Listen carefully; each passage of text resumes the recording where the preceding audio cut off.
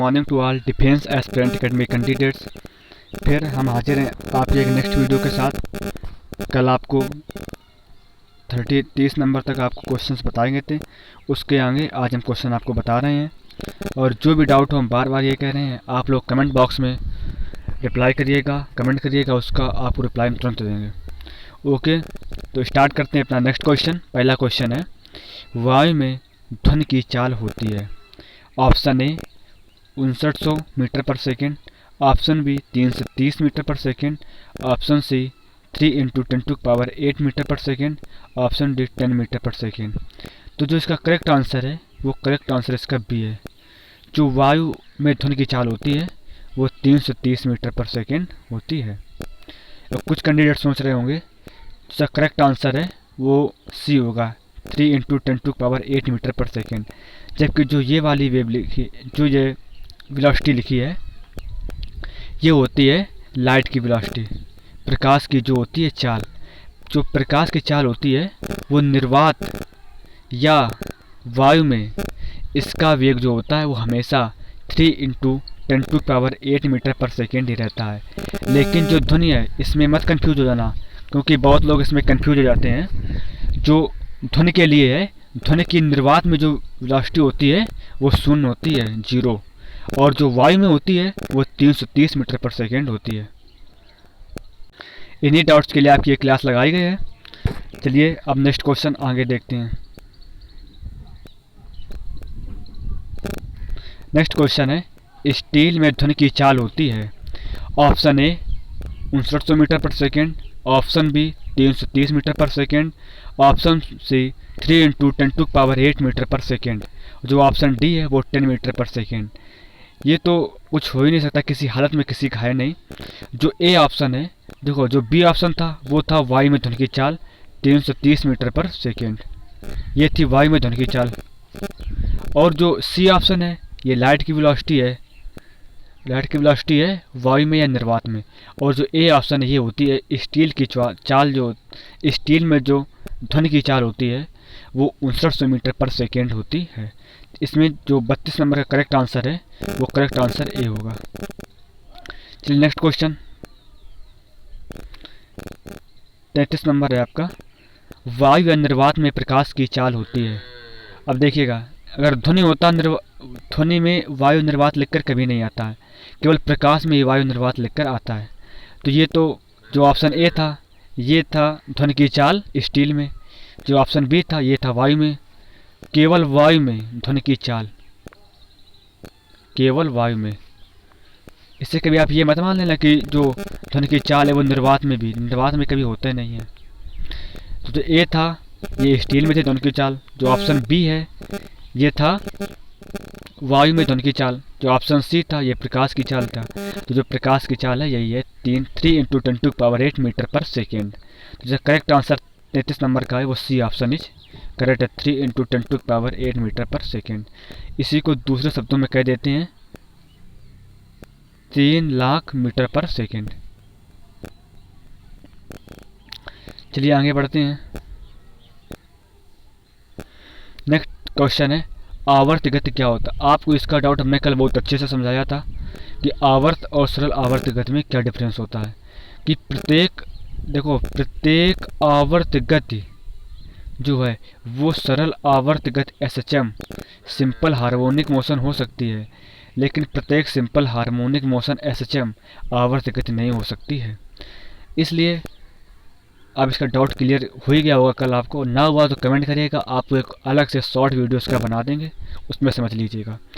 तो जो option A है माध्यमान स्थिति की ऊर्ध्वाधर गति, कन्फर्म होता है आवर्त गति में क्या होता है, कोई पॉइंट हो उसके चारों ओर, मतलब बार बार उस पॉइंट से वो वस्तु जब मोशन करे तो उससे निकल करके जाए, या किसी पॉइंट के जैसे सीधे सरल रेखा में गति करेगी तो ऐसे ऐसे इससे बार बार निकलेगी, अगर वृत्तीय पथ पर गति करेगा तो इस पॉइंट से बार बार निकलेगी। तो यही बस आवर्त गति होती है। तो माध्यमान स्थिति की ऊर्ध्वाधर गति सही करेक्ट आंसर है। एक निश्चित समय अंतराल, ये बहुत इंपॉर्टेंट हुआ पॉइंट, कि एक निश्चित समय अंतराल में गति बार बार दोहराई जाती है। अगर ये ऐसा नहीं हो रहा है, कोई वस्तु गई यहाँ से यहाँ रुक गई 5 मिनट के लिए फिर चलिए, तो क्या फ़ायदा है। तो ये आवर्त गति नहीं होती है। तो जो माध्यमान स्थिति की ओर इधर उधर गति होनी चाहिए और एक निश्चित समयांतराल में गति बार बार दोहराई जाती है। जो करेक्ट आंसर इसका हुआ तो वो इसका सी ऑप्शन करेक्ट हो गया। इसका जो करेक्ट आंसर है वो सी हो जाएगा।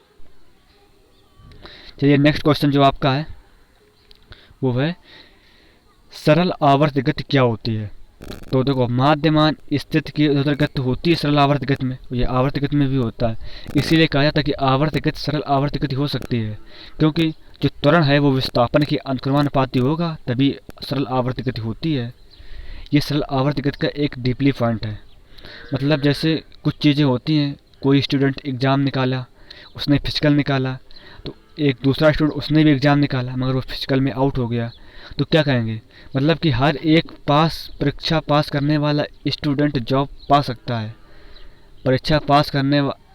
एक परीक्षा पास करने वाला स्टूडेंट जॉब, मतलब हर एक स्टूडेंट जो परीक्षा पास करता है, ऐसा नहीं कि वो जॉब कर ही लेगा। जो जॉब कर रहा है वो ऑलरेडी एग्ज़ाम निकाले हुए है। इसी प्रकार इसका होता है कि त्वरण विस्थापन के अनुपाती होता है, तो माध्यमान स्थिति की इधर उधर गति होती है तभी सरल आवर्त गति होती है। ऐसा नहीं है कि केवल माध्यमान इसे इधर उधर गति करे और सरल आवर्त गति हो जाए, ये नहीं होता, ये गलत हो जाता है। तो इसलिए जो सरल आवर्त गति के लिए पॉइंट है ये बहुत पहला, माध्यमान स्थिति की इधर उधर गति, और त्वरण जो होता है विस्थापन के अनुपाती होता है, तभी सरल आवर्त गति मानी जाती है। अगर ये नहीं होता बी ऑप्शन, तो अगर माध्यमान केवल लिखा होता तभी आवर्त गति हो जाती। जो करेक्ट आंसर इसका है तो सी ऑप्शन इज करेक्ट है। नेक्स्ट क्वेश्चन इसका, पृथ्वी की सूर्य के चारों ओर गति, देखिएगा आप समझिएगा, जो पृथ्वी जो सूर्य के चारों ओर गति करती है तो एक निश्चित बराबर 24 घंटे में वो अपने ध्रुव पर एक मोशन कर रही है और एक उसके चारों ओर गति कर रहे हैं, तो 365 दिन में पृथ्वी अपना एक चक्कर पूरा करती है, तो ये इसकी आवर्त गति हो गई। अगर ये सरल रेखा में गति करे ऐसे तो जब ये सरल आवर्त गति होती है, तो वो पृथ्वी चारों ओर घूम रही है तो उससे कह दिया जाता है पृथ्वी आवर्त गति कर रही है। तो पृथ्वी के सूर्य के चारों ओर जो गति होती है वो आवर्त गति होती है। ये क्वेश्चन 3 से 4 बार रिपीट हुए एग्जाम में, स्टूडेंट इसी में बस फंस जाते हैं और एग्जाम गलत कर लेते हैं और नेगेटिव मार्किंग भी होती है। तो समझ गए, जो करेक्ट इसका आंसर है वो बी आंसर इज करेक्ट है इसका। नेक्स्ट क्वेश्चन,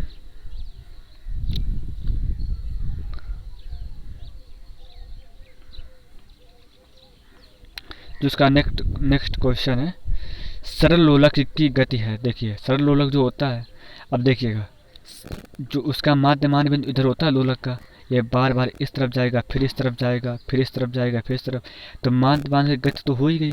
और क्या होता है, यहाँ त्वरण होता है, तो हाँ ये त्वरण यहाँ पर मैक्सिमम होता है, ये इतनी दूरी आयाम या विस्थापन कह दिया जाता है। तो त्वरण के विस्थापन के अनुपाती होते ही होता है, उस बिंदु पर बार बार गति दोहराई जा रही है। तो इसलिए जो सरल लोलक की गति होती है सरल आवर्त गति तो हो ही रही है, और उस पॉइंट को बार बार दोहराता है रोलक इस प्रकार से, तो आवर्त गति भी हो जाती है।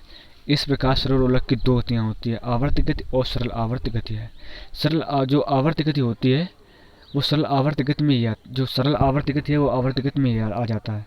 जो सरल आवर्त गति जब आवर्त गति होगी तभी सरल आवर्त गति होगी।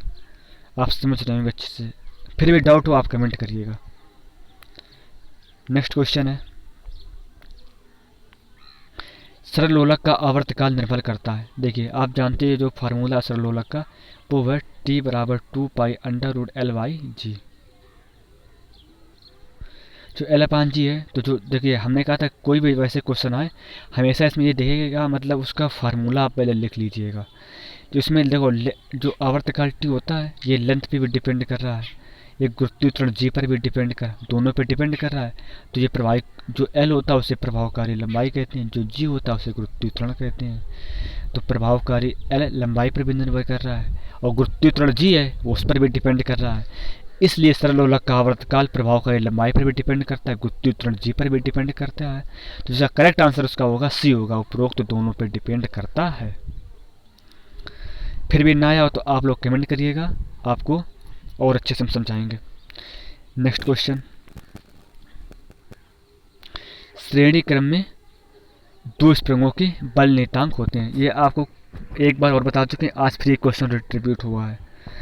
तो देखिए जो स्प्रिंग के लिए श्रेणी क्रम होता है देखिए जिस तरीके से संधारित्र के होता है कि 1/, श्रेणी क्रम पूछते तो 1/c is equal to 1/c1 plus 1/c2, लेकिन जो रेजिस्टेंस प्रतिरोध होता है उसका होता है R is equal to R1 plus R2।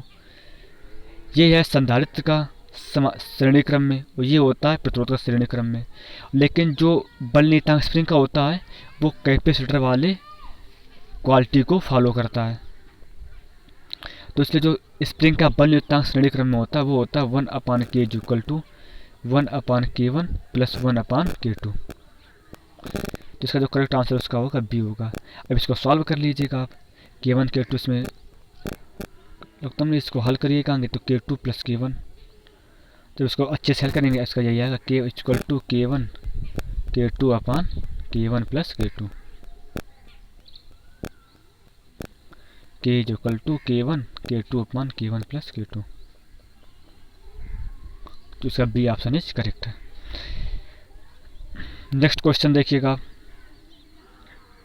अब जो समांतर क्रम आ गया तो बस उसमें वही संधारित्र वाला इसमें फार्मूला लगता है, उसमें होता है C बराबर C1 प्लस C2। वैसे इसका होता है K इज इक्वल टू समांतर क्रम में K1 plus K2। Correct answer इसका जो होगा वो इसका ए ऑप्शन इज करेक्ट है। बी श्रेणी क्रम का होता है, सी हो ही नहीं सकता है, डी होगा ही नहीं। समझ में आ रहा सबको? नेक्स्ट क्वेश्चन,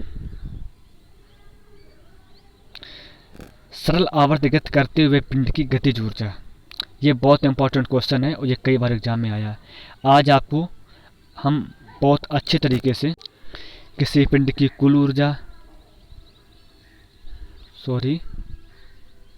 किसी पिंड की कुल ऊर्जा, कुल गतिज ऊर्जा, कुल स्थितिज ऊर्जा, आज आपको ये तीनों डाउट, कुल ऊर्जा, कुल गतिज ऊर्जा, स्थितिज ऊर्जा, ये आपके सारे डाउट क्लियर करेंगे। आप बस वीडियो अच्छे से देखते रहिएगा, आपको बहुत अच्छे से हम ये सब डाउट क्लियर कर देंगे। देखिए पहला जैसे अब क्वेश्चन आ गया, पिंड की गतिज ऊर्जा पूछ रहा है, तो जो इसका जो मेन फार्मूला आपने सूत्र सुने, किसी पिंड की गतिज ऊर्जा का आपने फार्मूला सुने होगा। के बराबर क्या होता है? के बराबर होता है ½ mv²। ये आपने तो सुना ही होगा हर हालत में। अब देखिएगा, आपने किसी पिंड की गति करते हुए विस्थापन आपने देखा होगा, जैसे आपको बता दे रहे हैं, v बराबर होता है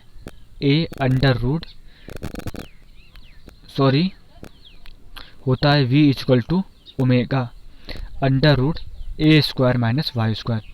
ये होता है v का फार्मूला। जब कोई पिंड सरल आवर्त गति कर रहा होता है तो उसको हमने वेग निकाला था मैक्सिमम, क्योंकि गतिज ऊर्जा का सूत्र यही तो होता है, ½ mv² होता है। जो गति होती है तो उसका ये फार्मूला निकाला जाता है ओमेगा √a² माइनस y²। तो देखिए v बराबर हमने निकाला ओमेगा √a² माइनस y², और फार्मूला हमने क्या पढ़ा था अभी, ½ mv²। तो जब v² को पुटअप करेंगे तो v² कर देंगे तो ओमेगा², ये रूट हट जाएगा तो ओमेगा² ब्रैकेट में a² माइनस y² आ जाएगा v² की जगह पर। तो जब इसका फार्मूला क्या बनेगा, किसी सरल आवर्त गति करते हुए किसी पिंड की गतिज ऊर्जा का होगा k is equal to ½ mv² की जगह आएगा, आपने निकाल ही लिया है, v बराबर √ओमेगा a² माइनस y²। इसका स्क्वायर हम कर देंगे तो v² करेंगे ओमेगा² ये कट जाएगा, तो ब्रैकेट में क्या आ जाएगा, ½ m ओमेगा² ब्रैकेट के अंदर a² माइनस y²। बस इतना केवल होता है गतिज ऊर्जा का फार्मूला। इसके बाद आप बहुत अच्छे से समझा देंगे। ये गतिज ऊर्जा हो गई, दोबारा रिपीट किए दे रहे हैं। लो कैसे हुआ, k इज इक्वल टू होता है फार्मूला ½ mv²। v बराबर निकालेंगे, v बराबर √ओमेगा, ये हो जाता है a² माइनस y²। ये किसी सरल आवर्त गति कर रहे पिंड की अधिकतम वेग होता है इसका। तो v मैक्सिमम बराबर होगा ओमेगा √a² माइनस y²। ये निकाल लिया। जब v² की जगह इसको पुटअप करेंगे तो इसका स्क्वायर कर देंगे, इसका भी स्क्वायर ओमेगा हो जाएगा, ये कट जाएगा, तो फिर क्या बचेगा, ½ m। जब v² जब उसका रख लेंगे तो क्या था, अभी ओमेगा² था और ब्रैकेट के अंदर a² माइनस y²। ये पूरी वैल्यू किसकी थी, v² थी कि नहीं थी। बस ये इसका फार्मूला हो जाता है किसी सरल आवर्त गति पिंड की गतिज ऊर्जा का ½ m ओमेगा² ब्रैकेट के अंदर a² minus y²। Correct answer इसका बी हो जाएगा। अब देखिए नेक्स्ट क्वेश्चन, इसी प्रकार सब सारे क्वेश्चन आपको हल करवा देंगे। अब इसमें आ गया कि सरल आवर्त करते हुए पिंड की स्थितिज ऊर्जा। आपने गतिज ऊर्जा क्या निकाला है, ये निकाला है के बराबर हाफ एम ओमेगा स्क्वायर ए स्क्वायर। देखो अच्छे से लिखे जा रहे हैं साफ सुथरा, के बराबर हाफ एम और ब्रैकेट के अंदर क्या हो जाएगा ओमेगा स्क्वायर और ब्रैकेट के अंदर ए स्क्वायर माइनस वाई स्क्वायर। देखो ये फार्मूला था गतिज ऊर्जा का। अब नेक्स्ट देखिएगा, अब स्थितिज ऊर्जा का पूछ रहा है तो आपने देखो पढ़ा होगा फार्मूला, जो स्थितिज ऊर्जा का फार्मूला होता है वो होता है यू बराबर हाफ एम ओमेगा स्क्वायर। उसमें जो विस्थापन आता है उसमें विस्थापन आता है वाई स्क्वायर का, क्योंकि उसमें केवल विस्थापन पहुंचता है। जो ए होता है ये अधिकतम आयाम होता है। तो पिंड मतलब कहाँ तक पहुंचा, स्थितिज ऊर्जा मतलब होती है कि जितना अधिक से अधिक मतलब जितनी दूर जैसे पिंड यहाँ से सरल गति कर रहा है ये दूर चला जाएगा। तो यहाँ पर क्या होगा, स्थितिज ऊर्जा सबसे ज़्यादा उसकी, देखो जितना दूरी होगी यहाँ पे से उतनी स्थितिज ऊर्जा उसकी ज़्यादा होगी। तो गतिज ऊर्जा जब पूछ रहा है और स्थितिज ऊर्जा ये देखो दोनों पूछ, देखो कुछ ना कुछ तो इसमें गतिज ऊर्जा होगी। तो देखो जब ए कब लिखते हैं, जब बिल्कुल जब एक्सट्रीम पॉइंट पे होता है तब स्थितिज ऊर्जा आ जाती है ए, क्योंकि v बराबर होता है ए ओमेगा, ये आपने ये पढ़ा है। और जब v बराबर होता है ए ओमेगा, लेकिन जब गतिज ऊर्जा पूछ रहा है तो v बराबर गतिज ऊर्जा में हो जाता है ए ओमेगा अंडर रूट ए स्क्वायर माइनस वाई स्क्वायर। कि मतलब हो सकता है कुछ ना कुछ मोशन हुआ होगा, कुछ पास या दूर चला गया होगा, लेकिन जब स्थितिज ऊर्जा पूछ रहा है तो कुछ ना कुछ गतिज ऊर्जा उसमें अवश्य होगी। तो ऐसा तो है नहीं कि वो एक्सट्रीम पॉइंट तक पहुंच गया होगा, हो सकता है यहाँ हो सकता है यहाँ हो। तो जो उसकी गतिज ऊर्जा जब जो उसका विस्थापन निकालेंगे तो वो कन्फर्म है कुछ वो तो देखो ए जो होता है ये अधिकतम दूरी होती है, आयाम ए होता है, ये सबसे ज़्यादा आयाम होता है। लेकिन ऐसा तो है नहीं कि सरल लोलक यहाँ पर होगा तो यहाँ अगर यहाँ पर होगा तो गतिज ऊर्जा, क्योंकि यहाँ पर v जीरो होता है तो गतिज ऊर्जा शून्य हो जाएगी। आप भी समझ रहे होंगे जब गतिज ऊर्जा हो तो कन्फर्म है कि स्थितिज ऊर्जा यहाँ पर यहाँ नहीं होगी, कुछ कम होगी इससे, तो हो सकता है कोई यहाँ तक आ पाया हो, क्योंकि यहाँ पर स्थितिज ऊर्जा सबसे ज़्यादा होगी और गतिज ऊर्जा यहाँ पर शून्य होगी। ये रूल होता है, पेंडुलम यहाँ पर है, यहाँ पहुँचा जैसे तो यहाँ पर v का मान यहाँ पर जीरो हो जाएगा, उसके बाद इस तरफ को आएगा पेंडुलम। तो अगर v जीरो हो जाएगा तो गतिज ऊर्जा शून्य हो जाएगी। यहाँ पर आयाम ज़्यादा होगा तो गतिज ऊर्जा ही होगी। लेकिन जब वो कह चुका है कि गतिज ऊर्जा भी है तो स्थितिज ऊर्जा भी निकालनी है, तो हमको आयाम पूरा आयाम तो लेना नहीं पड़ेगा, कुछ कम ही लेना पड़ेगा आयाम। तो हम पूरा ए थोड़े नहीं ले सकते हैं, जितना विस्थापन हो सकता है यहाँ तक किया विस्थापन हो सकता है यहाँ पर किया, तो ए ना ले करके हम इसमें विस्थापन वाई मान लेंगे।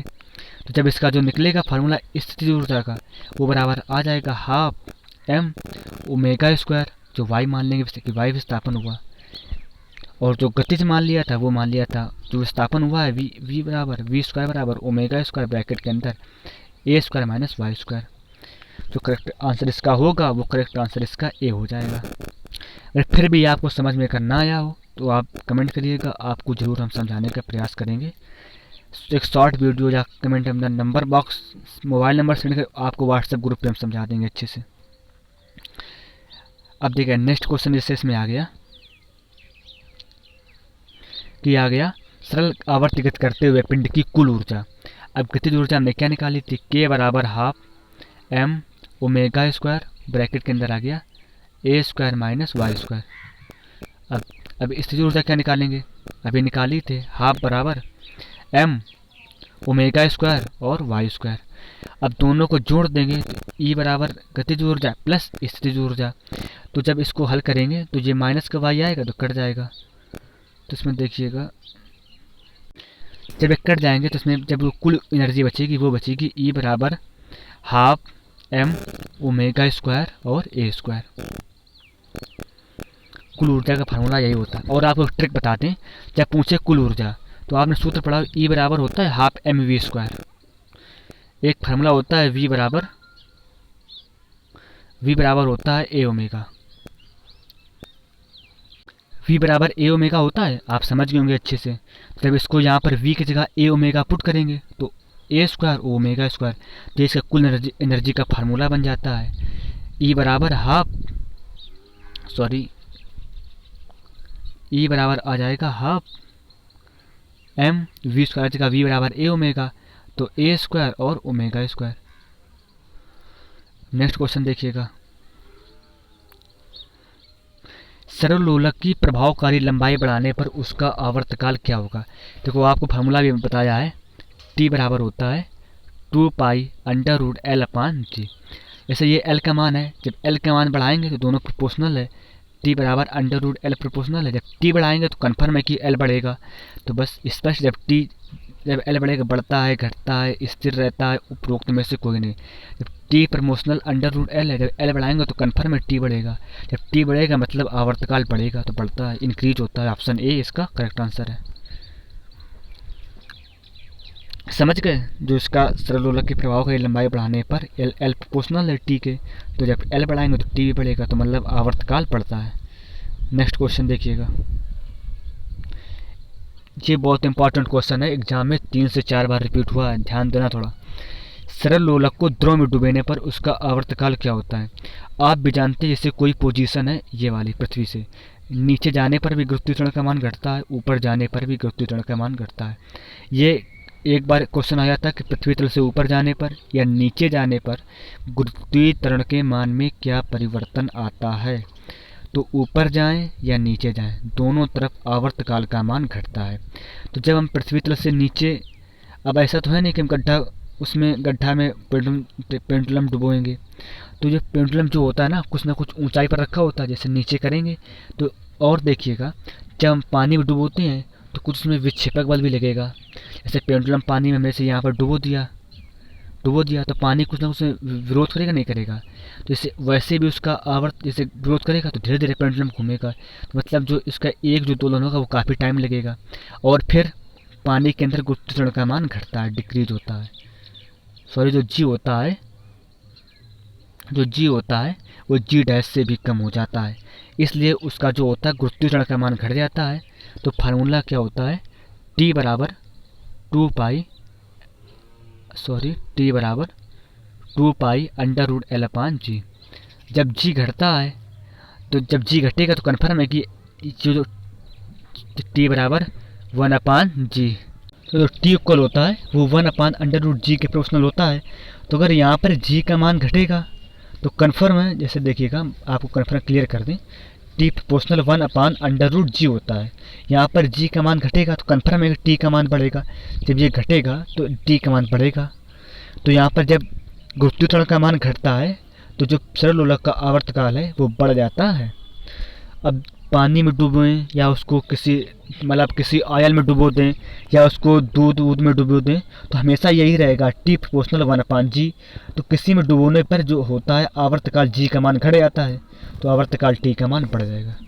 जो करेक्ट आंसर इसका जो होगा वो इसका ए ऑप्शन इज करेक्ट है। अब देखो, जो करेक्ट आंसर इसका हो ए होगा।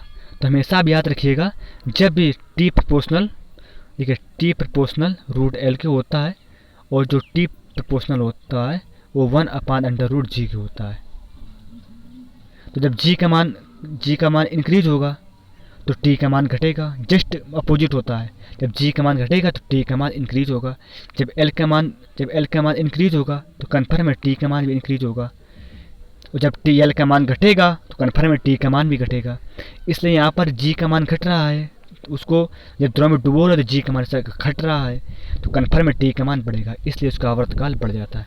आपको क्लास कैसी लगी आप लोग कमेंट करिएगा। जो भी डाउट हो आपका, उस डाउट को ज़रूर हम दूर करने का प्रयास करेंगे। और जिसको भी व्हाट्सएप ग्रुप में ऐड होना वो अपना मोबाइल नंबर कमेंट करे, उसको हम ऐड कर देंगे। और किसी को भी जो भी दिक्कत हो रही है बेझिझक कमेंट करिएगा। हम लोग आपके लिए अच्छे से अच्छे वीडियो पर डे लाएंगे और भी आपको जल्दी सारी क्लासेस यहाँ पर मिलेगी।